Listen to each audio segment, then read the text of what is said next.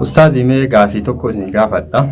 Gaafiin isin gaafadhu ammaan tana waa hedduutu addunyaa tanarratti haaluma salphatti argamuu danda'a. Khayrii illee barbaannaan, sharrii illee barbaannaan. Mee ammaan tana ummanni musliimaa haala itti fayyadama miidiyaa kana keessattuu dargaggeessi ammaan tana lafarraa ol dhufu akkamitti diinii ittiin barachuu qabaatan, akkamitti karaa fasaada garaa kanarraa of qusachuu fi karaa diinii itti deebi'anii diinii barachuu akka qabaatan dhaamsa akkamii dhaamtaniif hime? Bismillahirrahmanirrahim. Alhamdulillahi rabbil alamin. Allahumma salli wa sallim wa barik ala sayyidina wa qaidina wa habibina wa qurrati a'yunina Muhammad ibn Abdullah wa ala alihi wa ashabihi. Amma ba'd. بريدة ما شاء الله تبارك الله. في بريدة قافتني وان قافت شو ملان قافتن جيتشو ميديان كوني وان أكا تقف قريني وسائل يجون وين دكب سيسن وويتين يوكي وين جيسا وين دكب سيسن وويتين قان وسائل إني لكنهم وسائل أكم جنان ذو حدين أكا بالله يوكين سبيلا جمل من قرق أبوتي مالي فكي جنان نمني خير التليس استعماله دندا يعني خير التنكركارمو خير نما دبرسوني خير لبسوني دندا جيتشو أكو مثلا شر اللي ور شر لبسو دندا جيتشو شر لبسو دندا شر فجاسو دندان كنافو ميديا وانا كانت وسائل كانت جيتشو إني وما أبان فرتي كيسا للب وما أبان كيسا دبتي جيتشو كنافو وسائل كان نمي مسلمة خير التين كركارمو خيرين دبرسو خيرين لبسو غرتنين تنين إسرتي دير كما سرتي واجب جيتشو شري غرتنين تنين ما دبرسو لبون كنافو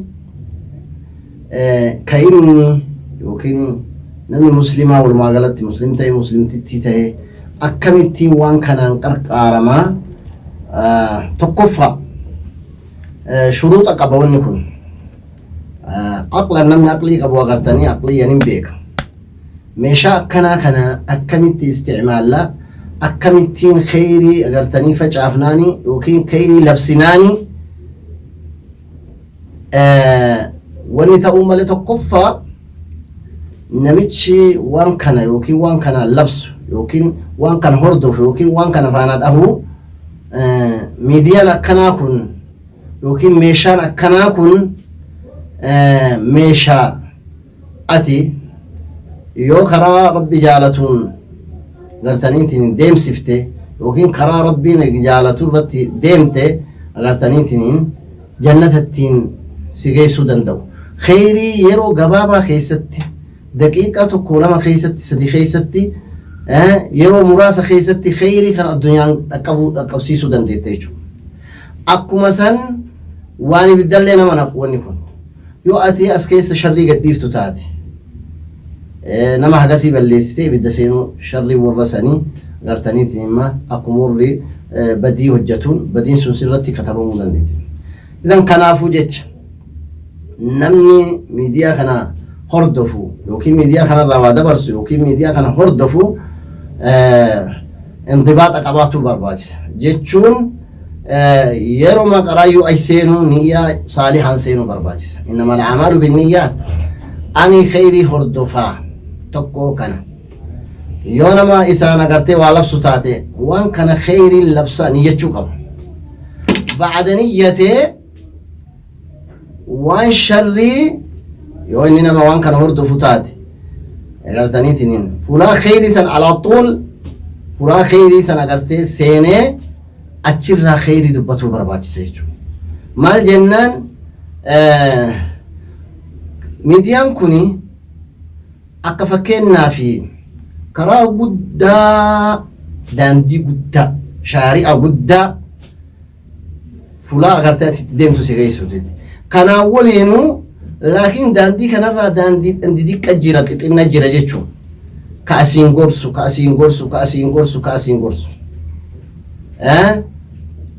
يو أتي أغرتها تنين داندي كان نيجت سن أغرتها كارور فتي رد ديم تساني رد ديمتي وان سنين دك بسيف تلي تيجي تلي هن نجح تلي جيتشو يو أتمو غرانا اللي غورتي داندي أسين غورسو كان اللي غورتي داندي مرقا أرغتي بيتا غورسو كان اللي غورتي كان اللي غورتي كان اللي غرا إسا غورتي كرا إلا بدا رتاني دنيما كرا إلا بدا جيتشو أكو مثلا نمني ميديا كان هردفو يو أتي ميديا كان أغرتاني تنين وان ميديا كان جو قبانتي واحد تجيرا جيتشو ورّي فساد اللي أسيل اللب ورّي أغرتاني تنين أخلاق أنكم اللي أسيل اللب ورّي أغرتي ديني يوكين ديني اللولو يوكين أخلاق اللولو يوكين أغرتي إسلامو مالولو كل ناسي أغرتين يو أكيد إسلامو مالولو أنا كهدو يجو بيكما معروفة توكو نمني أفانين دي دباسي تنين صراحة إسلامو مالولو توكو سنينتي أخلاق إيسا جيجيري أخلاق أنا بلسوف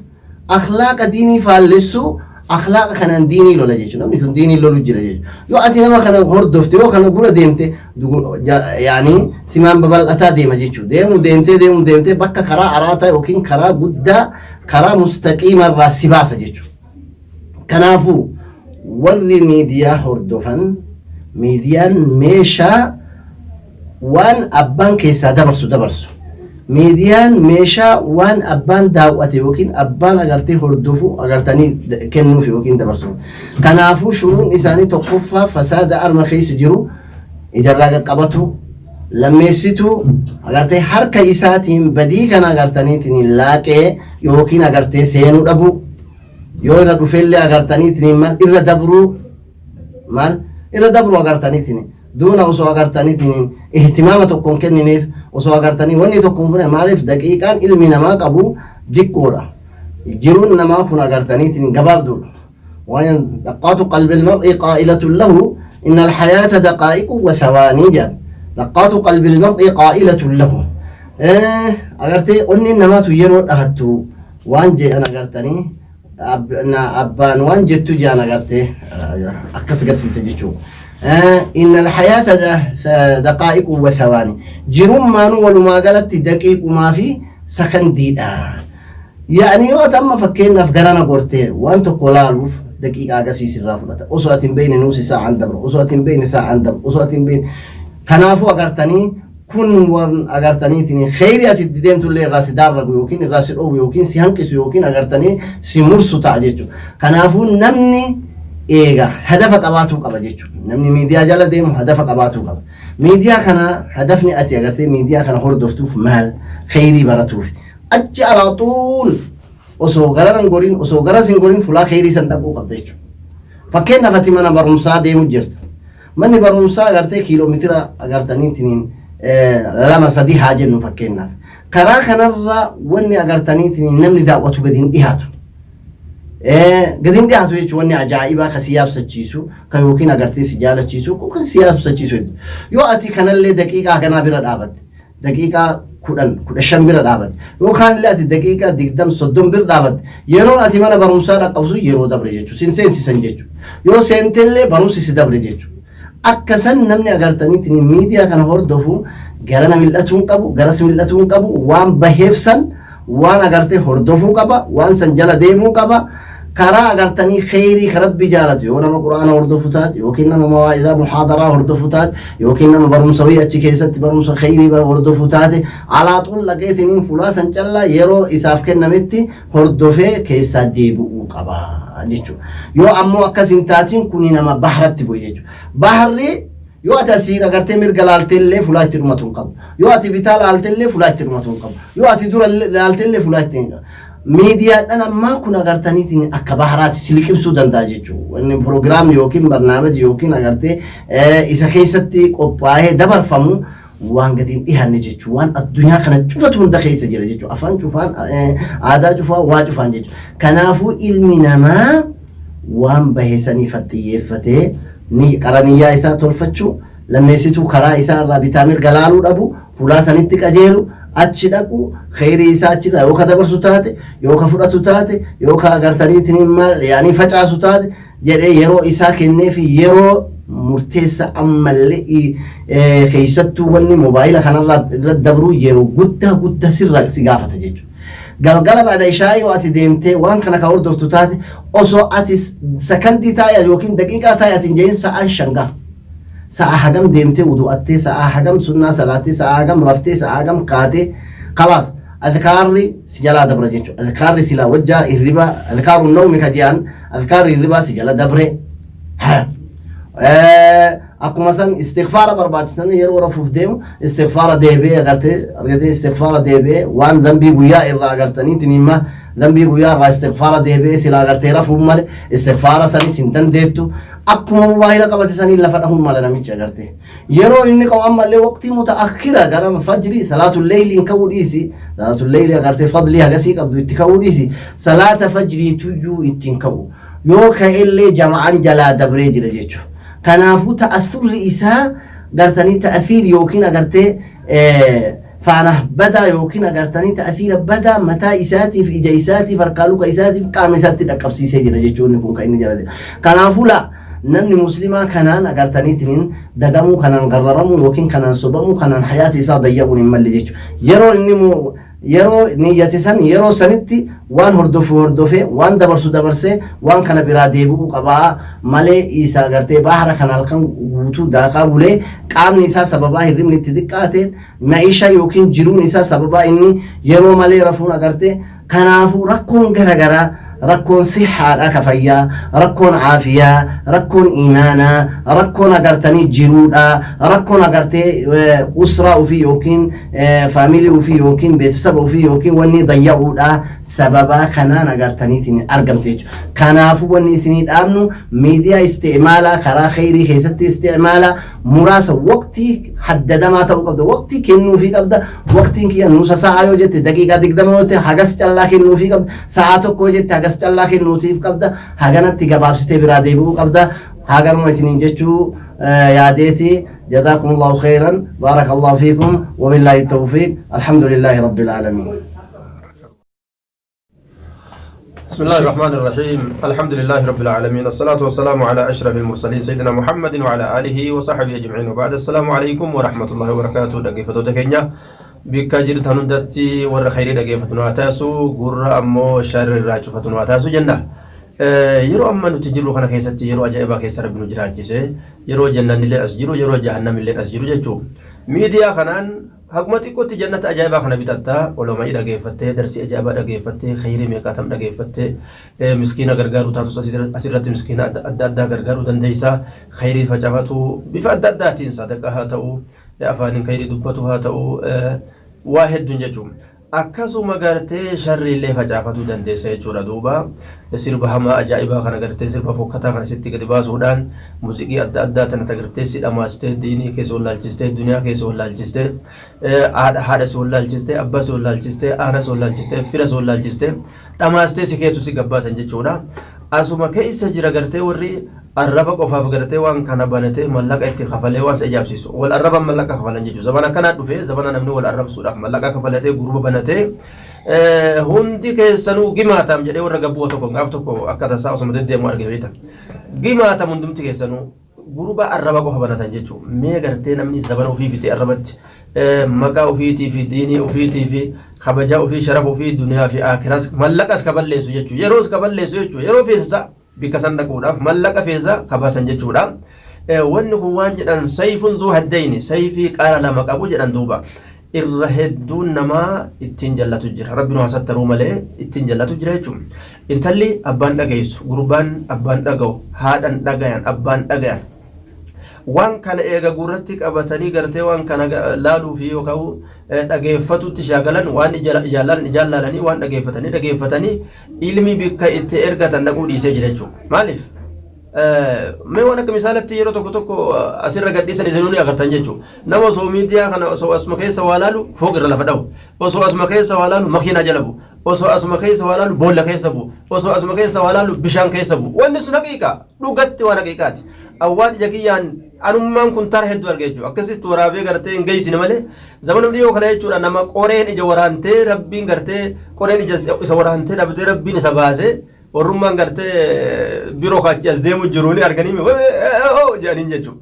Inni kanuma goraa deema osoma deemu qoreen gartee mukni akkanatti onnoo isaa gadi baasee damee isaa gadi baasee qoree isaa facaafatee muka akkanatti deemu kana dhaqeetuma laal jau wahaakaza akkasumatti fooqirra osoma gartee fooqii tanarra deemu jiru jechuudhaan ilaala fooqirra deemaatuma laala osoma deemu intala ol yaabbate argutti hin jiru inni intalli xiyyiti argutti hin jiru jechuudha mushkilaa meeqaatam jechuudha duuba wanni honi salmina duniyaatiin gad dhufu jira salmina akiraatiin gad dhufu jira dhalataan lafaa ol guddatu wanni inni halkan ijatti diimessaa bulu ijji barbaree itti taatu ka ganama akka nama dulloometti lafaa ka'uu dadhabu galgala gaatti bulee mire ganama gartee hirriba halkan hirriba malee bulee ganama akka nama dulloometti jedha dirqiidhaan ijoolleen kaatu lafa nutuu yeroo lafa kaana ijoolleen maal taati jedhan ijoolleen birdilimsi haguuggattee birdilimsi jalatti waan bultu bulti warri waan rafaa bulanse'a namuu gartee ilmayyoo sharriidhaa tana garaa jala kaatee jechuudha ilmayyoo godhatanii beektan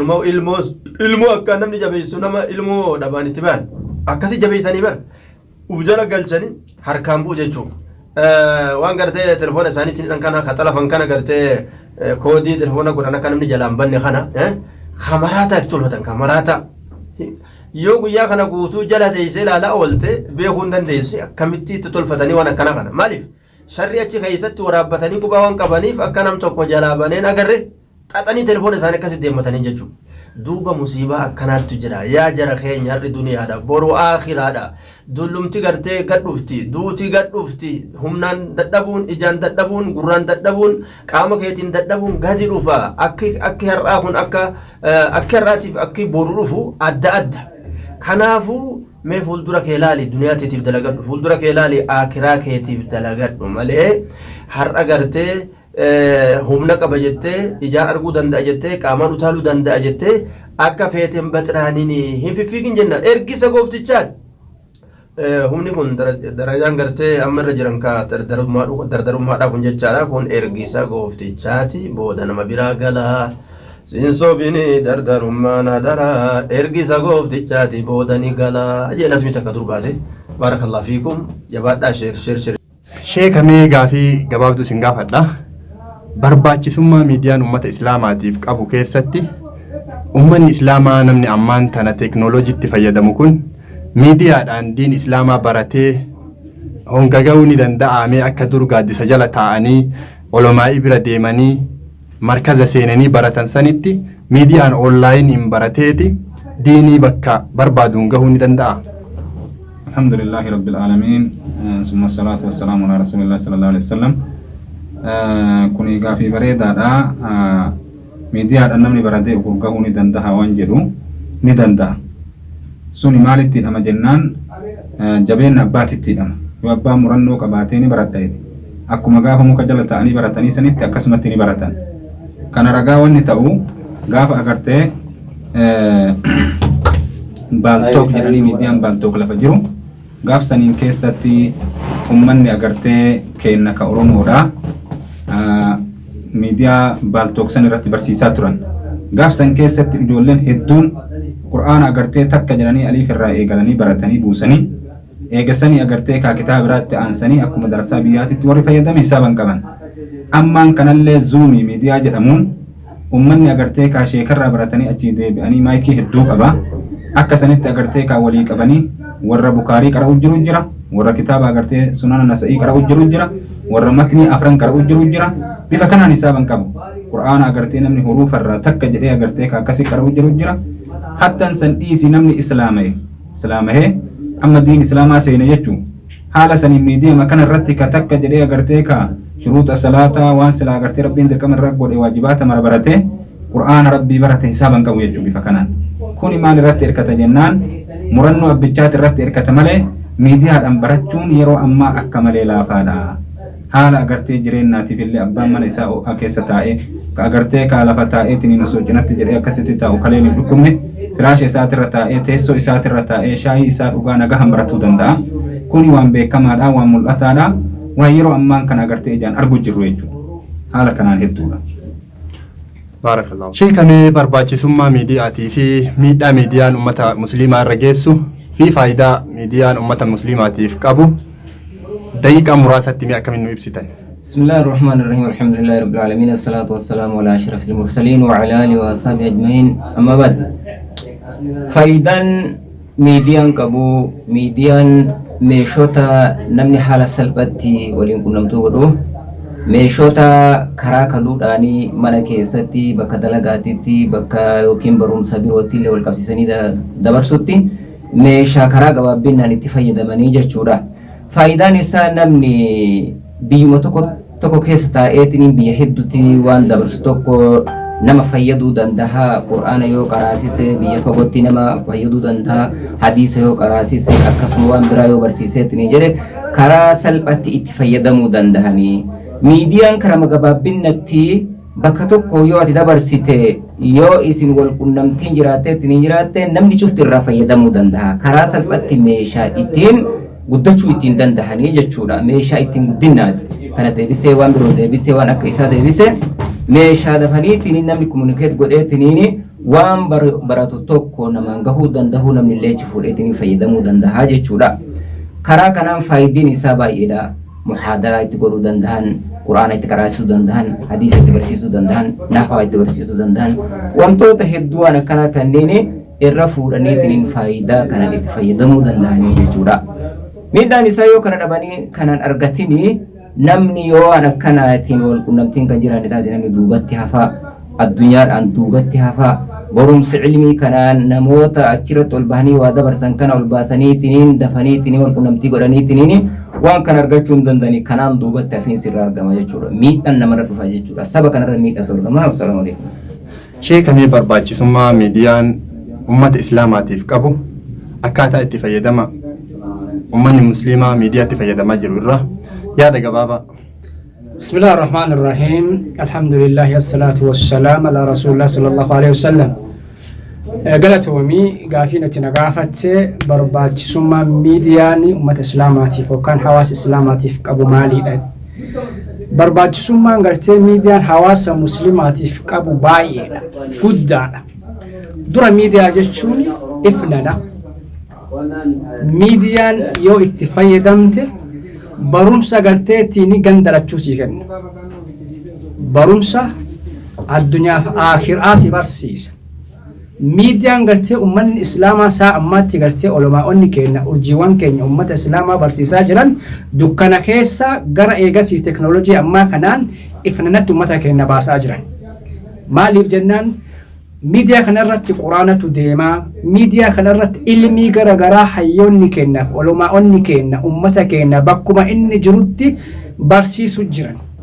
Duuba miidiyaa jechuun barsiisaa manaati jechuudha. Mana keessa tahanii manatti garteetiin namni rabbi aqlii isaa kennee waa sila ganda akiraatiif yaadu manuma keessa tahee irraa barata.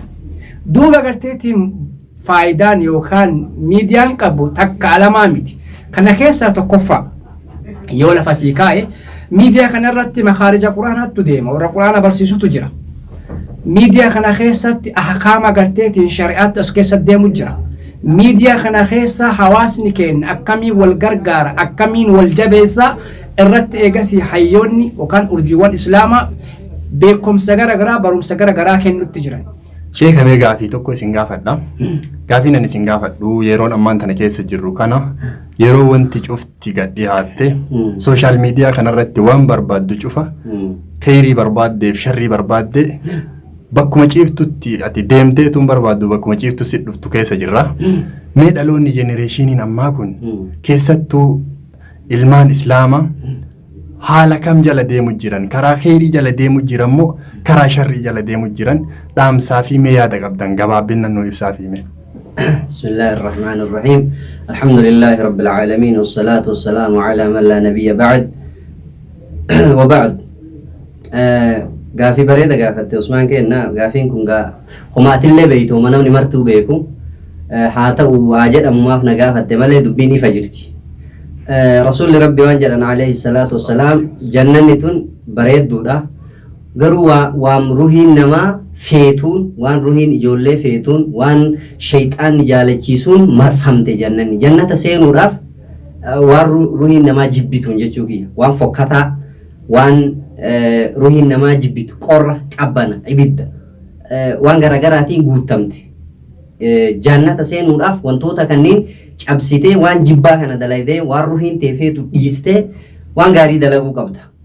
Azaabni illee akkasuma duubni si azaabni ree hammaatu azaaba kana seenuudhaaf ammoo namni waan ruhiin teefeetu dalaguu qabda. Waan ruhiin ijoollee feetu waan shayxaanni feetu dalaguu qabda.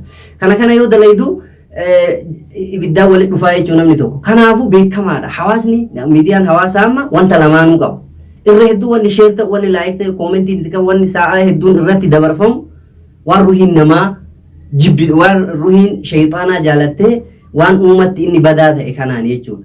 Zaahiratti waan babbareedu diddii bubulee waan barru sirba kana fiilmii waan garaagaraa kanaan dabarsu jira hawaasni hedduun ijoolleen keessattuu kana jaalatte.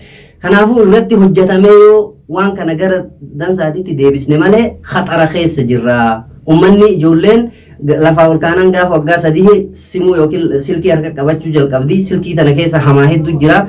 Karaa malee deemu jira. Sa'aatii hedduu karaa hamaatatti balleessu jirra. Xiqqaa guddaan kenna namni hedduu waan ruhiin namaa feetu waan shayxaana itti harkisa.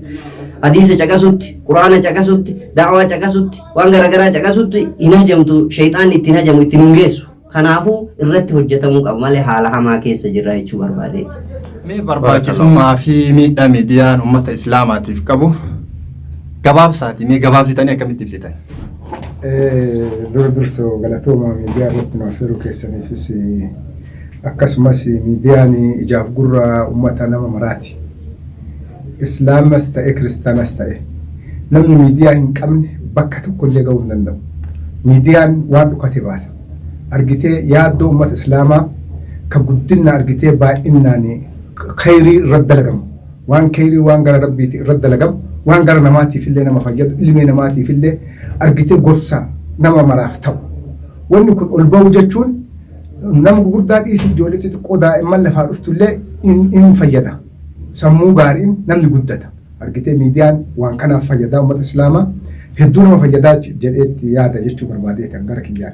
Kanaaf ijoolleen argitee waan tokko nama guddaa irraa haga xiqqaatitti waan rabbi yoo dhagaa dhufe namni garaa namaa laafa akka mujrimni cadhiseetumaan nama ilmee namaatiif ilmee altarraamoo rabbiin lafarra uume kanallee rabbiin argitee kabajaa fixatee ilmi namaa ilma namaatiif haadhaan hiyyaanni abbaa hiyyaanni obboleetti hiyyaanni obboleessaa hiyyaanni kun kan argitee osoo diiniin rabbi nama mara ga'ee namni marri waan kan hubatu taateeti wanni akkanaatuun argamu fasaadni akkanaatuun argamu jedheetiin yaada akkasi miidiyaa wanni nama fayyadu waa hedduu miidhaa isaallee miidhaan miidiyaa argitee waa lama irratti hin jira miidhaan miidiyaa akka nam tokkootitti yoo rakkina kan kee tokko iccitii kan kee tokko si baasee si saaxileessaa iccitiin kan kee ammoo bayee si saaxilamu sun yoo waan ati hin feene taate miidhaa sirraan gaachuu yoo waan mootummaan fa'aan feene taate waan ati argitee yaada kan kee waan gar siyaasaaf ati yoo kadee butaa taate wanni akkasii sun hamtuu jechuu barbaadeet si argatee yoo si qabaniitiin jedha waan san irratti evidensii waan si qabaniif rakkoo kan hin fida achitti irraa baay'inni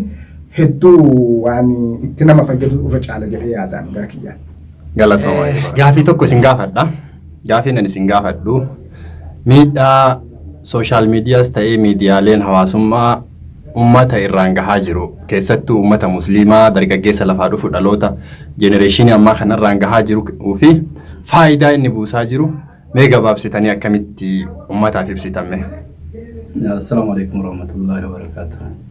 Galatooma gaafii keessanii warri Oromoo Musliim Miidiyaa.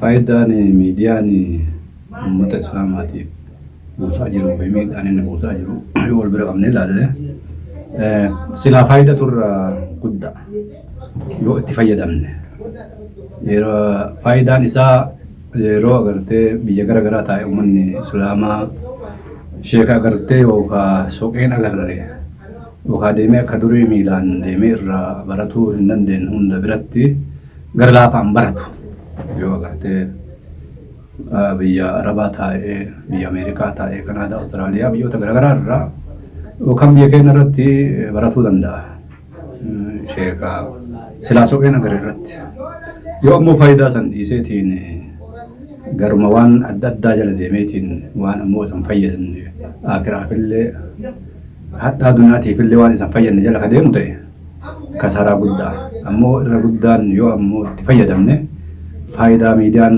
qabutu irra jiraa jecha yoo itti fayyadamneef yoo itti fayyadamin kasaraa irra guddaa akkasitti ilaala. Gaafii tokko gaafii gabaabaa isin gaafadha. Isinillee akkasumatti deebii gabaabaa yaada ifa ta'e tokko akkanaa kennitan fedha fi miidhaa miidiyaan uummata musliimaatii qabuu fi bu'aa uummata musliimaatiif miidiyaan qabu keessa yaada gaggabaabame. Bismillah, alhamdulillah, salatu wassalamu ala rasulillah sallallahu alaihi wasallam. Awalan waan isin jedhu bakka kanatti dhiyeessuu keessaniif jazakumullahu khairan jedha warra OMN kanaaf. Kanatti aansuudhaan miidiyaan qabu waan miidhaa irraa aansina waan hedduu jechuudha. Sun maal jennaan waan yeroo ammaan tana ummanni Yahudaa ummanni akhlaaqa diinii keenya balleessu waan miidiyaa kanaan dabarsu irratti miidhaan argamu miidhaa lama. Tokkoffaa namni akhlaaqa isaa badu kun ummata islaamaa hedduu miidhee jira. Keessattuu jenereeshinii ammaan tana lafaa dhufu hedduu miidhee jira jechuudha. Inni biraa immoo kanuma wal qabatee yeroo isarratti dhumatu yeroo xiqqaa miti.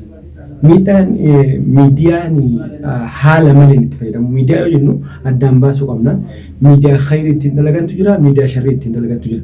Ka miidhaan inni qabu ka sharrii san jala yoo deeman gabaabumatti miidhaan isaa waan ammaan tanas dhaabadhee lakkaa'ee fixu miti.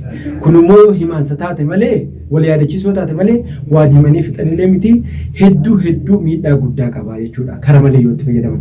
Isuma kana miidiyaa kana osoo waan biraan jijjiirre osoo maqaa biraan jijjiirre miidiyaa kana fakkeenyaaf barumsa ittiin barachuu dandeetta, barumsa ittiin barsiisuu dandeetta, waan hedduu yaada kee asirratti baatee ibsachuu dandeetta.